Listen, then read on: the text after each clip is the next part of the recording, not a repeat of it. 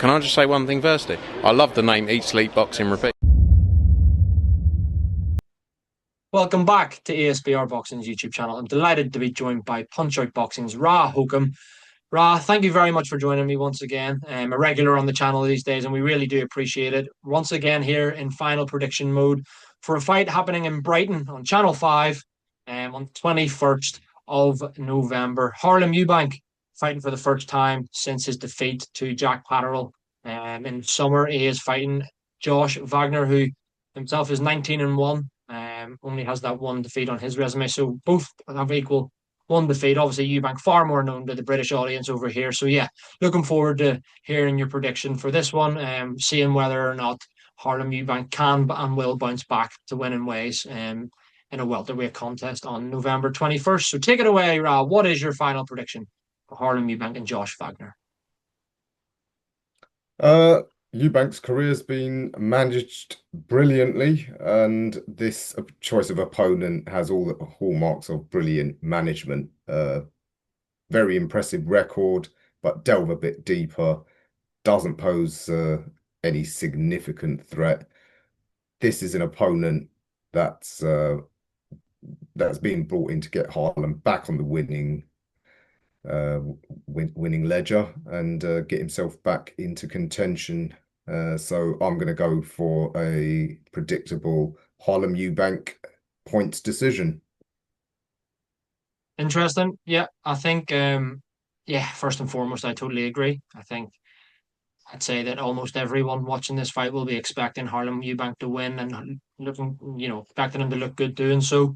I think the question mark for me is whether or not he can get the stoppage. Obviously, not known as a puncher, Harlem Eubank, but I know a couple of his recent fights prior to Jack Catterley, obviously he knocks down Tyrone McKenna, fellow Belfast man. He knocked him down. I can't remember how many times before eventually getting the stoppage in the 10th or 11th round. I think there was a fight a couple before that. He maybe got the stoppage again in the 11th, I think it was. So has stopped a couple of opponents late on in fights.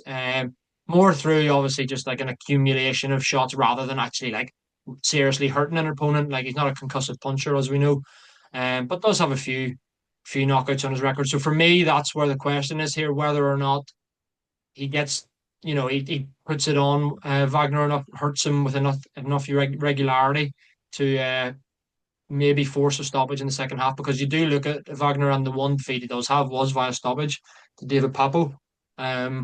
So yeah, I think I'm gonna go with a Eubank stoppage. I don't say that with any degree of confidence whatsoever, Ross. So I think your prediction could be more popular than mine. But I'll go with Eubank to do something similar as he did against McKenna. Maybe not drop Wagner as many times, but yeah, kind of be winning one-sided, and maybe corner stops it from Wagner, or the referee sees enough and thinks he's in no position to continue or whatever. So I'm going to go for Harlem Eubank to get the job done, and I'll go for a late stoppage. Again in the last few rounds of the contest. But yeah, we shall see.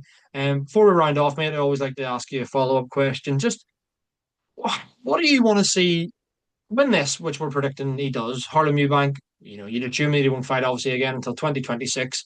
Now competing up at welterweight, so kind of asking you two questions at once here. One, do you see the best version of Harlem Eubank being at welterweight now, or would you like to see a return to super lightweight? Oh, and secondly, what fights do you believe are out there for him? Big fights that you think, make sense for him?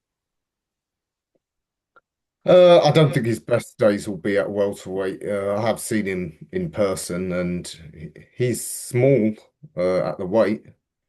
Um, so I mean, there's some huge welterweights out there. Guys like Conor Walker and Pat McCormack, for example, who are contesting the British title. A few weeks after. They're very big welterweights. So it's an odd one. About that, I mean, when you say what's right for him, I think even guys like who I've just mentioned would be very dangerous for him. As I said, the way his career is being moved, it's to sort of create that perception that he's beaten some decent opponents and contenders, if you like, based on their records, until he's in a position to maybe cash in on the name. It could work because at the world level, the welterweight division's weaker than it's been for many a year. So yeah, I mean, what I would like to see him is fight some of the domestic rivals. But if he was going to do that, we'd have seen that sort of matchmaking by now. I think it's obvious that the direction they're going is play it safe until a big money fight can be maneuvered. So realistically, I think we're going to see him carry on in the same vein. I think with the Catterall fight, they tested the water against someone with proven world level skills, but without being too dangerous.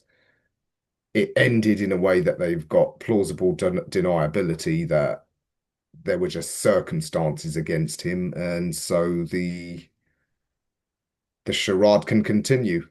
Um, yeah, so I see this sort of matchmaking for the rest of 2026, and maybe they'll be able to get a fight with someone like your hometown boy Crocker.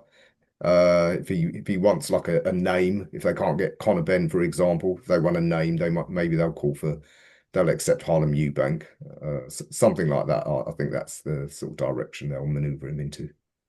Yeah, I can't disagree, Ra. I think it's perfect. Yeah, as you said at the very beginning of the video as well. I think matchmaking wise, he's been managed very carefully. Harlem Eubank, the right fights at the right times. Took a gamble with the Catterall fight.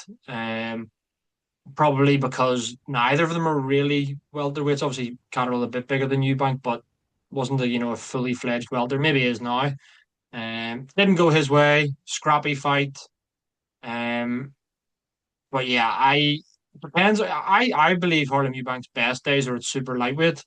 But whether or not we'll see him down there again, because as you said, made correctly, seen him been right beside him a few times, and like I'm not massive by any stretch, but I feel like I'm a good bit bigger than him. He was a lot smaller than I thought he was going to be. Um, so yeah, I don't think he's a huge welterweight, and if he was to fight any of like those names you mentioned, even contesting for the British, Conor Walker and Pat McCormick and so, and like even Crocker, they're all way bigger than him. So yeah, I would struggle to see Harlem Eubank.